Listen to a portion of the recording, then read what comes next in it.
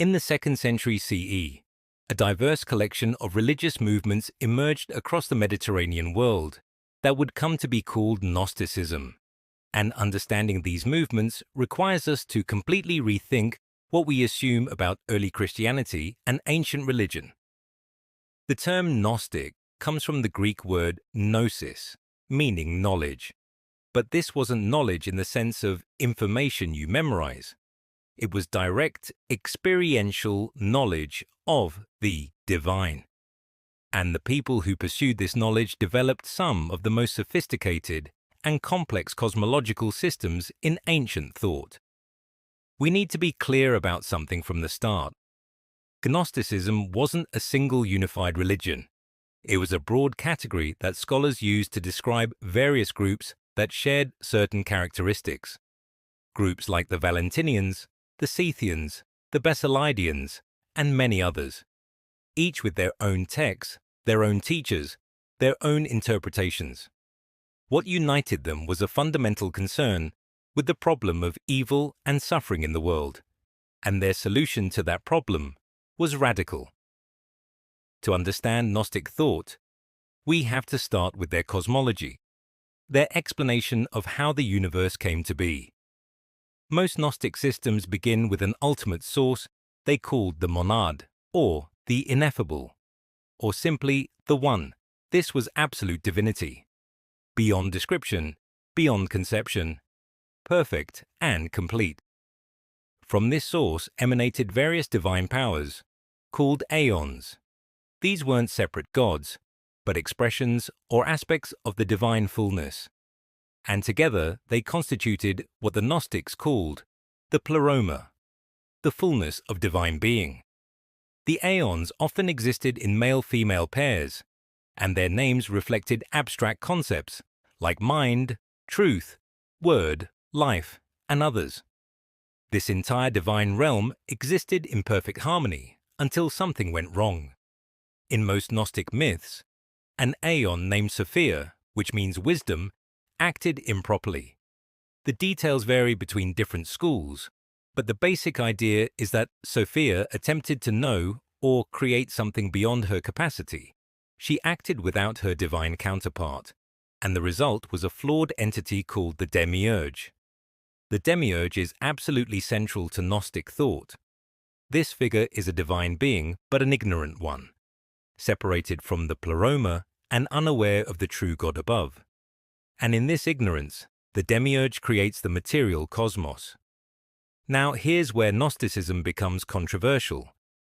Many Gnostic texts identified the demiurge with Yahweh, the creator God of the Hebrew Bible, which meant that the physical universe wasn't the work of the supreme God, but of a lesser, flawed divine being. When you read statements attributed to God in the Old Testament, like "I am the Lord and there is no other," or "You shall have no other gods before me," Gnostic interpreters saw these not as the words of the true God, but as the boasts of an ignorant creator who genuinely didn't know there was anything beyond him. This reinterpretation of biblical texts was systematic and thorough. The Gnostics read the Hebrew scriptures and found evidence everywhere of a creator who was jealous, angry, punitive, and limited in knowledge. The famous story of Adam and Eve in the Garden of Eden gets completely inverted in Gnostic interpretation. The serpent who offers knowledge becomes a positive figure, a messenger from the true divine realm trying to awaken humanity, while the Creator God, who forbids the fruit and punishes disobedience, becomes the antagonist trying to keep humans ignorant. In some Gnostic texts, the serpent is actually Christ, or a divine messenger in disguise. The fundamental Gnostic insight was that something is deeply wrong with the material world, and this wasn't just pessimism. It was based on observation of the suffering, death, decay, and violence that characterize physical existence. If the world were created by a perfect God, how could it be so imperfect? Orthodox Christianity developed various theodicies to answer this question. explanations involving free will and original sin and God's mysterious purposes. But the Gnostics had a simpler answer. The physical world is flawed because it was created by a flawed being. Matter itself was often seen as corrupt or evil, not because of anything humans did, but because of the conditions of its creation. This leads to the Gnostic understanding of the human condition. Humans are composite beings. We have physical bodies created by the demiurge from matter, but within some humans there exists a divine spark, a fragment of the light from the pleroma that fell into the material realm and became trapped. This spark is the true self, the divine core that's alien to this world, and most people go through their entire lives without knowing it's there. The Gnostics divided humanity into categories: the pneumatics, who possessed the divine spark and were capable of gnosis; the psychics, who had souls but not the divine spark and might achieve a lesser salvation through faith and good works; and the helics, who were entirely material and concerned only with physical things. This wasn't necessarily a fixed hierarchy. Different Gnostic teachers had different views on whether these were innate categories or developmental stages. The goal of human existence, according to Gnostic teaching, was to achieve gnosis, to awaken to the presence of the divine spark within and recognize your true nature as a spiritual being trapped in matter. This awakening wasn't intellectual assent to doctrines. It was transformative, experiential knowledge that changed your entire relationship to existence. Once you achieved gnosis, you were freed from the power of the archons, the rulers or authorities that the demiurge created to govern the material cosmos and keep souls trapped in ignorance. The archons were often associated with planets and astrological forces, cosmic powers that influence human fate and kept the spiritual sparks imprisoned in cycles of reincarnation. Many Gnostic systems included the belief that after death, the soul had to ascend through various spheres, each ruled by an archon, and you needed special knowledge, secret passwords, or formulas to get past them. This is why gnosis was secret knowledge. It wasn't hidden out of elitism, but because it was practical information needed for the soul's escape after death. Now we need to talk about Jesus and Christianity, because most of the Gnostic texts we have are framed within a Christian context, though there were also pagan and Jewish forms of Gnosticism. For Christian Gnostics, Jesus was absolutely central, but his role was different from orthodox Christian teaching. Jesus wasn't primarily a sacrifice for sins. He was a revealer, a divine messenger sent from the pleroma to bring gnosis to those capable of receiving it. Many Gnostic texts present Jesus teaching secret wisdom to select disciples after the resurrection. This is when he revealed the true cosmology and the methods of salvation. The Gospel of Thomas, discovered at Nag Hammadi in Egypt in 1945, contains 114 sayings of Jesus with no narrative framework, no birth story, no crucifixion, no resurrection account, just teachings. Some of these sayings parallel what we find in the canonical Gospels, but others are distinctly Gnostic in flavor. Saying 1 reads, "Whoever discovers the interpretation of these sayings will not taste death." The emphasis is on interpretation, on hidden meaning, on the transformative power of understanding. The Gospel of Philip contains sacramental teachings and discussions of spiritual marriage and the bridal chamber as mystical concepts. The Apocryphon of John presents a detailed Gnostic cosmology framed as a revelation from the resurrected Christ. These texts weren't trying to replace the story of Jesus with something entirely different. They were claiming to reveal the deeper meaning behind the surface narrative. Some Gnostic groups held docetic views, the idea that Christ only appeared to have a physical body, but was actually purely spiritual. This made sense within their framework, Because why would a divine being actually take on corrupt matter? The crucifixion in this view wasn't a physical torture, but a cosmic drama with symbolic meaning. Other Gnostic teachers distinguish between the human Jesus and the divine Christ, saying that Christ descended upon the man Jesus at his baptism and departed before the crucifixion. These Christological debates were fierce in the 2nd and 3rd centuries. What exactly was Jesus? What did his mission accomplish? Who could interpret his teachings authoritatively? The Church Fathers, the orthodox Christian leaders, who were establishing what would become Catholic Christianity, wrote extensively against Gnostic teachings.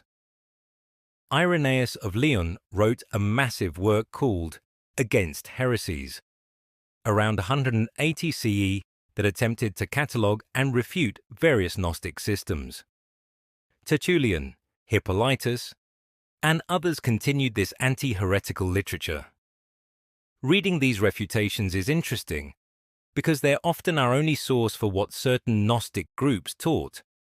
The Church Fathers quote Gnostic texts in order to debunk them.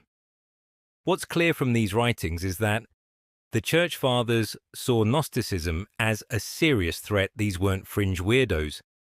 They were sophisticated teachers with followers, producing literature, conducting rituals, claiming apostolic authority. The conflict was about authority, who had the right to interpret Christian teaching. The emerging Orthodox Church claimed authority through apostolic succession, an unbroken line of bishops going back to the apostles. The Gnostics claimed authority through secret traditions, hidden teachings passed down from Jesus to select disciples. Both sides accused the other of innovation and distortion. By the 4th century, when Christianity became the official religion of the Roman Empire under Constantine, institutional Christianity had the power to enforce orthodoxy. Gnostic texts were destroyed, Gnostic teachers were condemned, and for over 1500 years, most of what we knew about Gnosticism came from the writings of its opponents. Then, in December 1945, an Egyptian farmer named Muhammad Ali al-Saman was digging for fertilizer near the town of Nag Hammadi when he found a sealed jar containing 13 leather-bound codices. These were Gnostic texts, hidden probably by monks in the 4th century when the church was cracking down on heresy. The Nag Hammadi library transformed our understanding of Gnosticism. Suddenly we had Gnostic texts in their own words, not filtered through hostile sources. Scholars could read the Gnostic Gospels and tractates and see that these were sophisticated, theological and philosophical works, not the crude heresies that the Church Fathers had portrayed. The library contained over 50 texts, some previously unknown, others that we'd only known from fragments or references. The discovery sparked massive scholarly interest and ongoing debates about the relationship between Gnosticism and early Christianity, about whether there was such a thing as orthodoxy in the 1st and 2nd centuries, or just competing Christianities, about how to categorize and understand these diverse movements. Some scholars now prefer to talk about Gnostic traditions, or gnosis movements, rather than Gnosticism as a single thing, recognizing the diversity within these groups. Others question whether Gnosticism is a useful category at all or whether we're imposing a false unity on disparate movements. These are live scholarly debates, and they matter because they affect how we understand the development of Christianity and Western religion more broadly. What's undeniable is that Gnostic themes have persisted throughout Western history, even when the specific texts were lost. Medieval Catharism in southern France taught a dualistic cosmology that distinguished between an evil material world and a good spiritual realm. The Cathars were massacred in the Albigensian Crusade in the 13th century, but their ideas reflected Gnostic patterns. Various mystical and esoteric traditions have incorporated Gnostic elements. The Hermetic tradition, Kabbalah, alchemy, all share the concern with hidden knowledge and the spiritual transformation of matter. In modern times, Gnostic ideas have influenced psychology. Carl Jung found in Gnostic texts anticipations of his concepts of the unconscious and the process of individuation. Philosophers like Hans Jonas and Eric Voegelin wrote about Gnosticism as a perennial tendency in Western thought, a recurring pattern of seeing the world as alien and seeking salvation through knowledge. Contemporary New Age movements often incorporate Gnostic themes. The idea that we're spiritual beings having a human experience, that conventional reality is an illusion, that there's hidden knowledge that can liberate us. Whether or not these modern movements are genuinely continuous with ancient Gnosticism is debatable, but the themes clearly resonate with something persistent in human experience. The sense that something is wrong with the world, that we're trapped or exiled, that there's a deeper truth hidden beneath surface appearances. Understanding Gnosticism matters not because it's the right interpretation of Christianity or religion, but because it represents a serious alternative way of thinking about existence, divinity, and human purpose. The Gnostic texts ask profound questions about the problem of evil, the nature of knowledge, the relationship between spirit and matter, and the possibility of transformation. These questions didn't end with the ancient world. They remained live questions for anyone trying to make sense of existence. The Gnostic answer, that the material world is fundamentally flawed and that salvation comes through awakening to your true spiritual nature, is one that many people have found compelling across centuries and cultures. Whether you agree with it or not, engaging with Gnostic thought expands your understanding of the possibilities of religious and philosophical thinking. And that's worth the effort of wrestling with these complex, strange, and often beautiful ancient texts.